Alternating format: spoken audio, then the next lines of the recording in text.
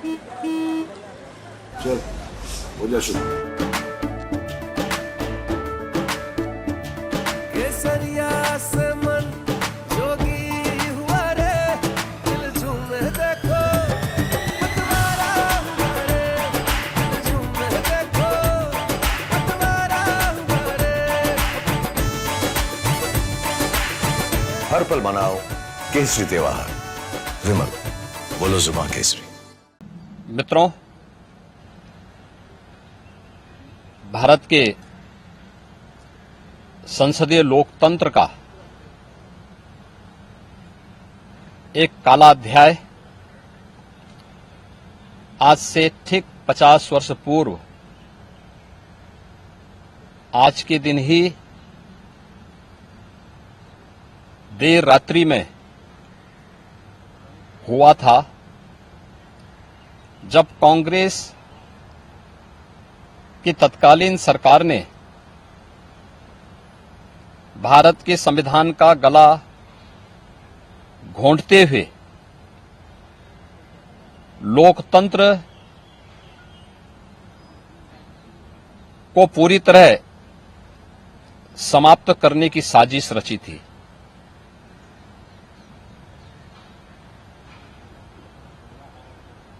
पच्चीस जून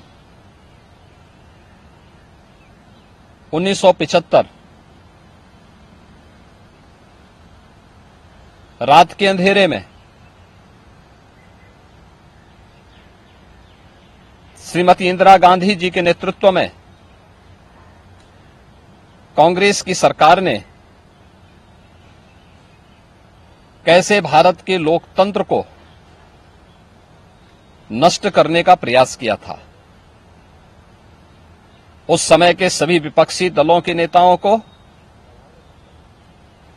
उसमें से अटल बिहारी वाजपेयी जी, से मोरारजी देसाई जी,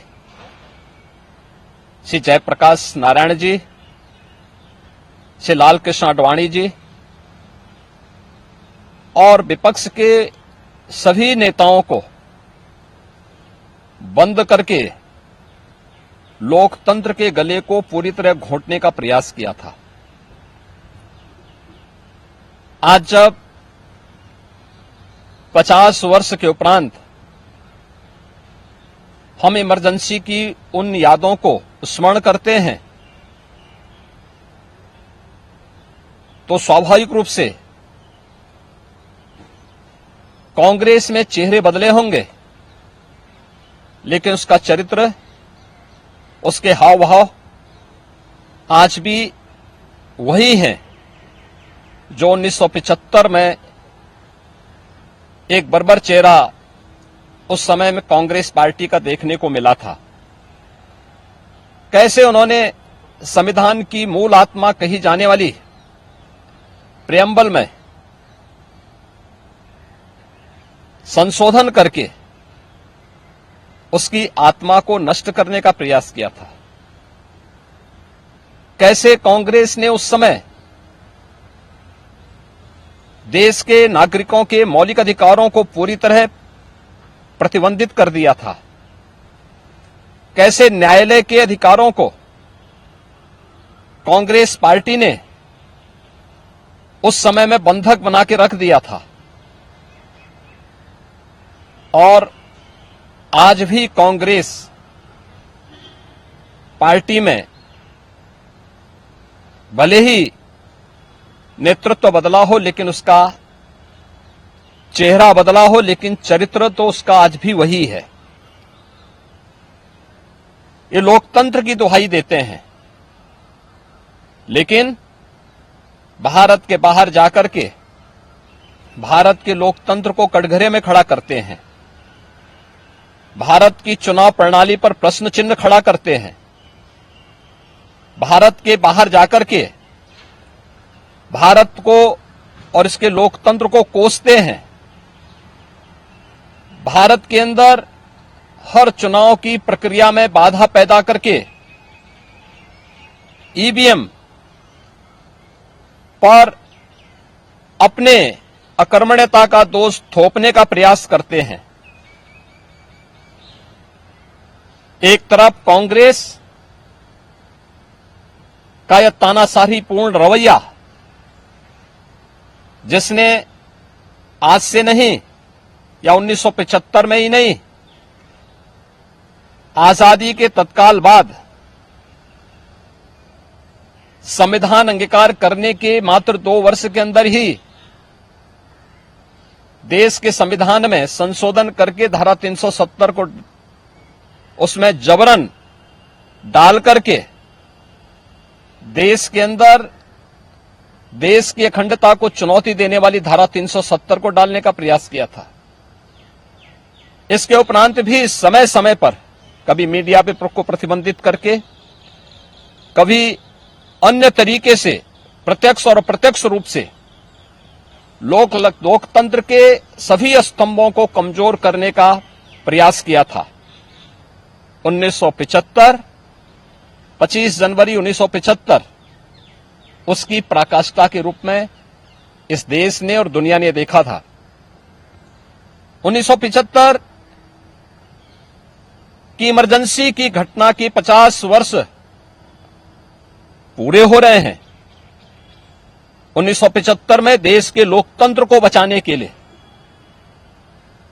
संविधान को फिर से बहाल करने के लिए, नागरिक अधिकारों की रक्षा करने के लिए जिन लोगों ने जेल की यातनाओं को सहा था, जिन लोगों ने उस कालखंड में लोकतंत्र के लिए अपना सर्वस्व न्यौछावर करने का कार्य किया था, हमें आश्चर्य होता है कि उनकी वर्तमान पीढ़ी उसी कांग्रेस की गोद में बैठ करके देश को फिर से कांग्रेस की तानाशाही और लोकतंत्र विरोधी, संविधान विरोधी तंग दायरे की ओर धकेलने का कुत्सित प्रयास कर रही है। कांग्रेस आज भी उसी रास्ते पर चल रही है और उसी का परिणाम है। जहां भी कांग्रेस नेतृत्व की सरकारें हैं, उनका रवैया, उनकी कार्यप्रणाली, उनके द्वारा किए जाने वाले कृत्य इस बात के उदाहरण प्रस्तुत करते हैं। उनके जो सहयोगी हैं, बंगाल में टीएमसी है, केरल के उनके सहयोगी हैं, या तमिलनाडु के उनके सहयोगी हैं, या कांग्रेस नेतृत्व की सरकारें जहां कार्य कर रही हैं, उनकी कार्यपद्धति को आप देखें।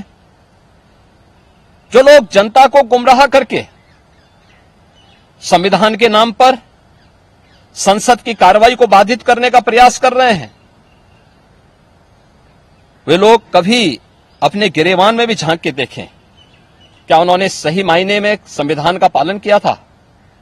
क्या ये सच नहीं कि देश की संसद में कांग्रेस के एक वरिष्ठ नेता ने वहां पर जिस प्रकार का आचरण किया था, एक बिल को संसद के फ्लोर पर ही किस तरीके से अपमानित करने का काम किया था, वहां फाड़ने का काम किया था, ये क्या किसी से छुपा हुआ है? या अन्य अनेक ऐसे कृत्य जिसने लोकतंत्र को कमजोर किया है और लगातार देश के लोकतंत्र को कमजोर कर रही है, ये सभी कांग्रेस के वे कृत्य हैं जिसके लिए कांग्रेस को यह देश कभी माफ नहीं करेगा। कांग्रेस पार्टी को और कांग्रेस की इस तानाशाही में प्रत्यक्ष और अप्रत्यक्ष रूप से सहभागी बने उन सभी राजनीतिक दलों को भी, जिनका उदय ही देश के अंदर कांग्रेस के खिलाफ लोकतंत्र को बचाने के लिए हुआ था, आज वे कांग्रेस की गोदी में बैठ करके जिस तरीके का आचरण कर रहे हैं, यह देश और इस देश की जनता उसे किसी भी स्थिति में स्वीकार नहीं करेगी।